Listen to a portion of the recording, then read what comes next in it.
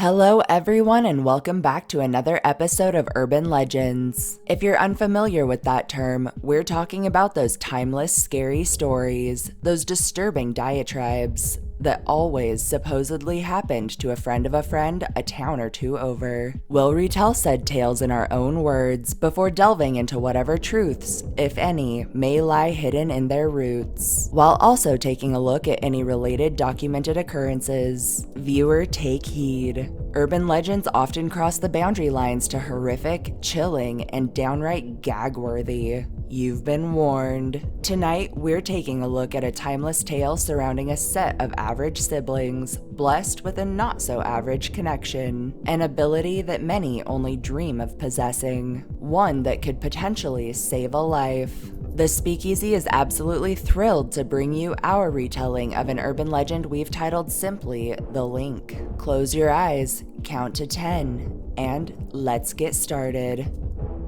Jake and Stefan had always shared a special bond. Since the time they were born, everyone knew something was different. And why had they known each other since they were born, you might ask? Jake and Stefan were in fact twins. It all started shortly after birth, when the nurse took Jake, the older twin, away for a series of standardized shots and immunizations. Strangely, as the shots were administered hundreds of feet apart and through soundproof hospital walls, Stefan began frantically crying, grasping toward the areas in which Jake was receiving the injections. The dots were connected later by both hospital staff and parents, quite literally, when small pinprick-looking marks appeared on Stefan's arms and thigh before his injections, as if by some sort of magic. This phenomenon only seemed to get stronger with age. Through elementary school, the two were unstoppable in all games and sports, often acting as one to outperform their peers. Through middle school, and possibly due to consistent playful competition, the two surpassed most of their friends both mentally and physically. Through high school, the twins were unstoppable in most sports as well as academically, graduating at the tops of their class. Their first real challenge came in the form of college.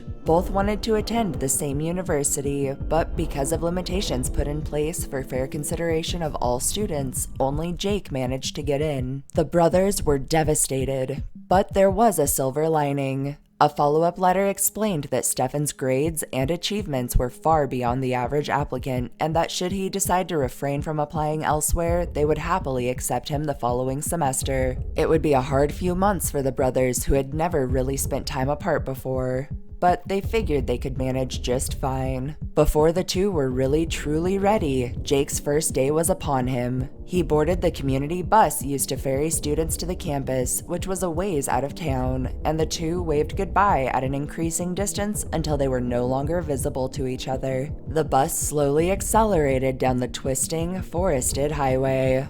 At first, Jake was lost. Without Stefan, he felt as if he was missing an arm. He didn't know what to do without his other half. But eventually, the boy sitting next to him, Alex, introduced himself, and slowly Jake began warming up.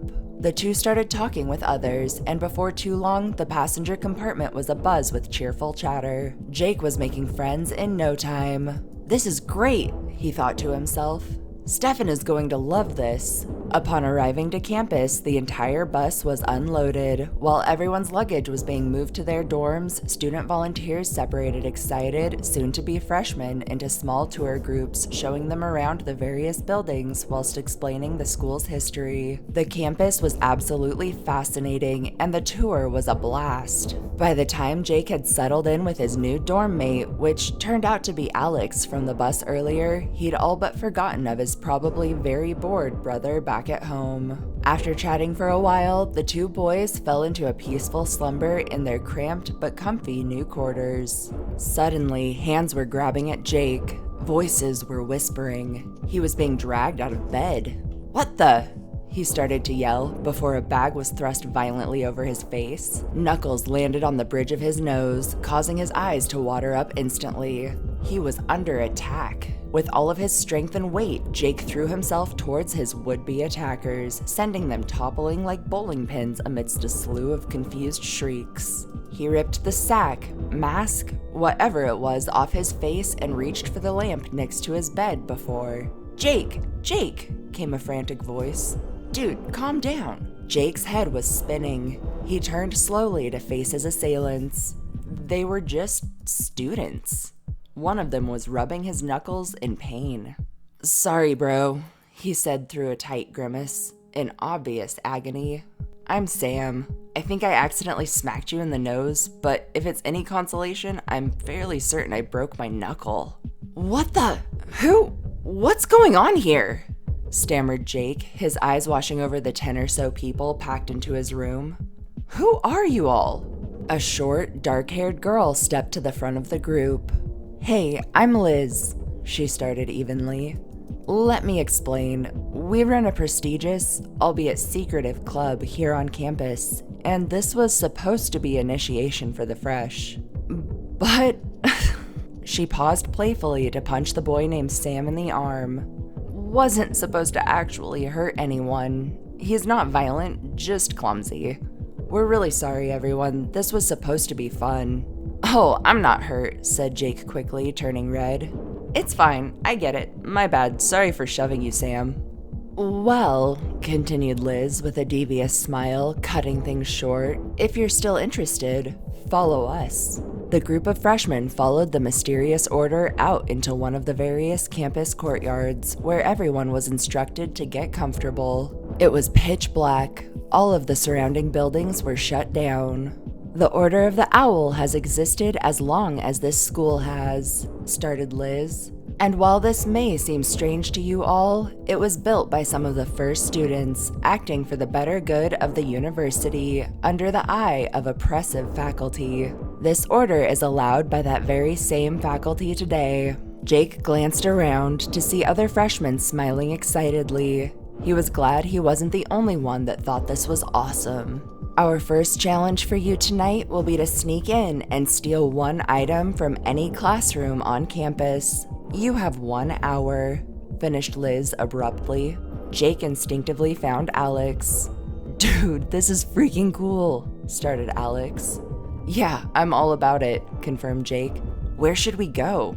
"Botany. It's an easy win," shot Alex. "Everything is already pretty much unlocked. Let's go."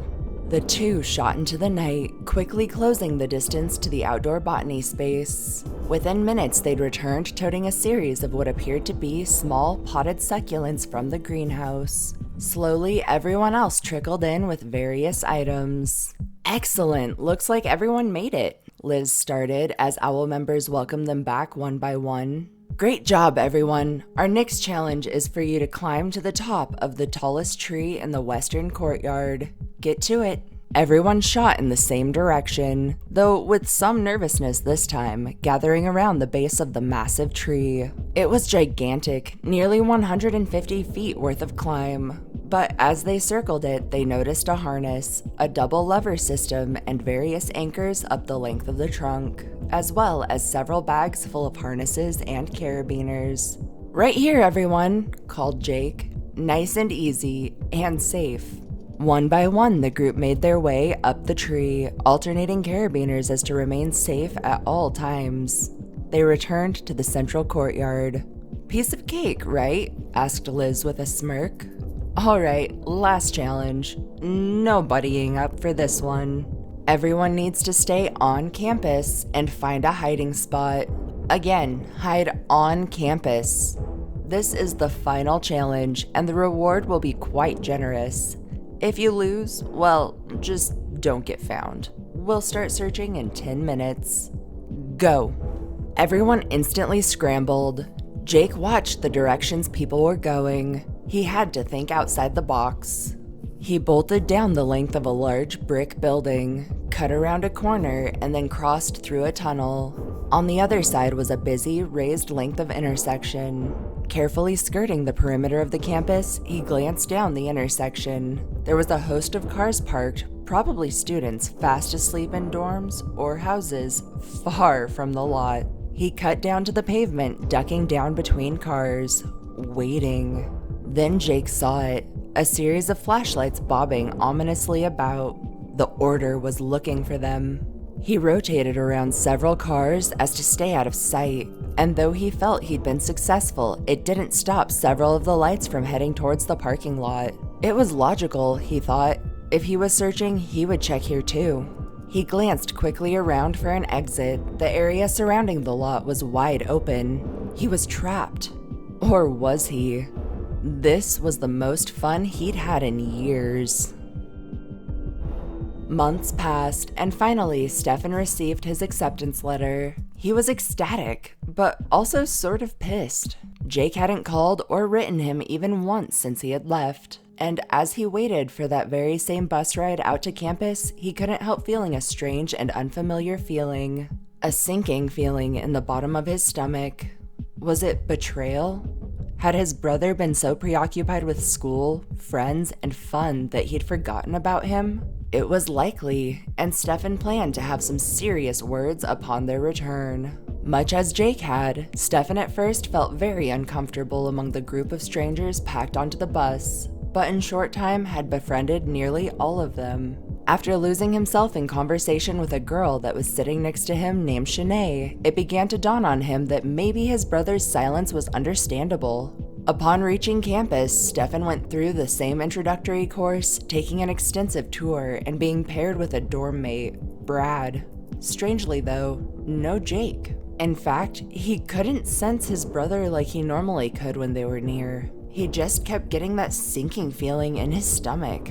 Sitting with Brad the first night, chatting, the two stumbled on the topic of Jake. Stefan admitted that he could easily see how someone could get distracted there and didn't plan on holding it against his brother. The campus was huge, and he decided he would look for Jake the following day. But that night, as per the usual initiation, the entire freshman class was woken by the Order of the Owl. Stefan frantically searched for Jake in the group, but couldn't seem to locate him. He ran the same challenges his brother had months prior, until finally it was down to the last challenge: hide and seek. Stefan watched where everyone else was going. Outside of the box thinking would win him this one. He bolted in the opposite direction of the large majority of hiders, darting around a long building and through a tunnel. He found a sort of raised intersection with a real dark lot down below. It was just within campus grounds. Stefan carefully made his way down to the lot and ducked behind several cars, waiting. Before too long, he spotted flashlights searching through the night. The hunt was on. And though Stefan was sure he was all but invisible, several lights broke away from the larger group and began making their way towards the lot. "Shit," breathed Stefan while glancing around. "Come on, Jake, I know you beat this thing last year. How did you get away from them?" Then he saw it, a small manhole cover shaded by an overgrown fern. It was perfect. Stefan heard voices and steps approaching. Careful not to make a sound, he lifted the manhole cover up and rotated it just enough for an opening. Stefan lowered himself down onto the rungs just far enough to drop below ground level before twisting the cover slowly and quietly back into place. No sooner had he snapped it into place over his head when he heard footsteps and voices, just barely, from above him. Wow, he thought to himself, the cover must be thick to block out that much noise. He shifted carefully to a more sustainable position, but upon letting his feet drop onto the rung underneath, he heard a sudden, metallic snap and felt his footing give way entirely. He grasped through the darkness for a rung, but couldn't land one, and Stefan went flying through the air. Everything hurt. He reached into his pocket for his phone. No service. He flicked on the light and pointed it upwards. The hole went down a good 40 feet. Every single rung from 20 feet and down were completely broken off. He was trapped. "Help!" he screamed futilely, knowing he couldn't be heard through the cover. Suddenly, Stefan was overcome with a strange sensation, the sinking feeling. But this time, it felt so strong. He picked himself up, and as realization dawned on him, let his light drop. It washed over the walls, where thousands of fingernail scratches, some laden with blood, could be seen. Then to the corner of the small space, where a pile of what could only be human waste was rapidly decaying. And finally, to the floor, where the pale, withered, and absolutely terrified face of Stefan's brother, Jake, frozen in death, lay. Chunks of his own arms and legs eaten. A preview of Stefan's fate to come. Wow, that's just plain wrong. If this story seems a bit familiar, that's because it's our retelling of the classic tale, The Missing Bride, with a few creative changes. Let's take a look at the history behind this grisly tale. The first version of this story was published in 1809 in Germany and was titled The Melancholy Occurrence. The story detailed a bride who'd gone missing on her wedding day. The tale was elaborated upon further in a poem published by Samuel Rogers in 1822, titled simply Ginevra. In the short story, a bride and groom get married in a beautiful ceremony. Afterwards, they decide to play hide and seek. The bride, thinking herself clever, seeks shelter in an old trunk. Unfortunately, the trunk snaps shut, leaving her locked inside to await a long and painful fate via thirst and starvation. Her body is later discovered decomposing. In the notes alongside the poem, Samuel states that he believes the story comes from true history. Though the time and place are uncertain, many old houses lay claim to it. On that note, there are several homes, mansions, and castles, some now nothing more than ruins, that have claimed this legend. Though to date, none of the stories or claims have been verified. The most notable claim emerged from the ruins of Minster Lavelle Hall, located in Oxfordshire, where many have described sighting the apparition of a ghostly bride, wandering through what was presumably her home in life. Likewise at the Bramshill House, now a police college in Hampshire. A long-running local legend boasts it was where the original story started. The Bramshill House also frequently entertains its resident specter, the White Lady. The story was further perpetuated by a song written by Thomas Haynes Bailey and Sir Henry Bishop in the 1830s, titled The Mistletoe Bough. By 1859, it was considered a traditional Christmas tune in most of England, and by 1862, many recognized it as one of the most popular songs ever written. This rather disturbing tale was also the main inspiration behind several 19th century stage performances, short stories, and poems. It was retold by Alfred Hitchcock in 1948 in the film Rope, but with a small twist.